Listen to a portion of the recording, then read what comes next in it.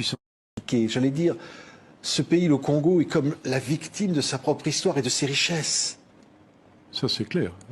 Si le Congo n'était pas un des pays qui recèle, que ce soit par son sol ou son sous-sol, ces richesses qui en font un coffre-fort de l'humanité en termes de matières premières et de minéraux rares, le coltan. Prenons le coltan que tout le monde a dans son téléphone mobile, son laptop ou son ordinateur.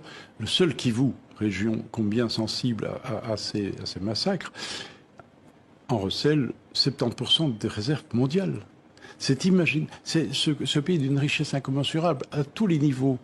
Sa forêt, la plus grande du monde après l'Amazonie, qui se rétrécit. Son fleuve, qui a une puissance hydraulique qui dépasse l'entendement. Le deuxième du monde après l'Amazone.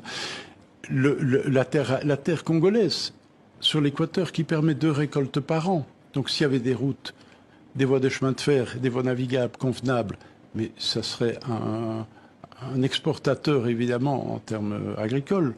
Et évidemment, les minéraux principaux standards, le cuivre, le cobalt, le coltan habituels, et tous les minéraux rares, nobium, tantalium, coltan et autres, germanium, qui sont au Congo. Donc ce pays devrait être un dragon, un pays de référence, un des grands pays importants et de l'Afrique. Or, il n'est pas classé parmi les pays les plus pauvres. Oui. C'est un scandale absolu. Comment vous l'expliquez que ce pays qui a le plus de richesses est aussi le pays le plus pauvre? Mais il y a une relation de l'un à l'autre, évidemment. Et ce pays a fait l'objet de prédations, évidemment, multiples. Tous les vautours sont venus manger sur le corps de la bête, c'est évident. À commencer par les pays limitrophes qui sont venus faire la guerre, c'est bien expliqué dans le film, je pense. Des pays comme l'Ouganda, le Rwanda sont venus faire la guerre au Congo et piller les richesses du Congo, au point d'ailleurs de se faire la guerre entre eux.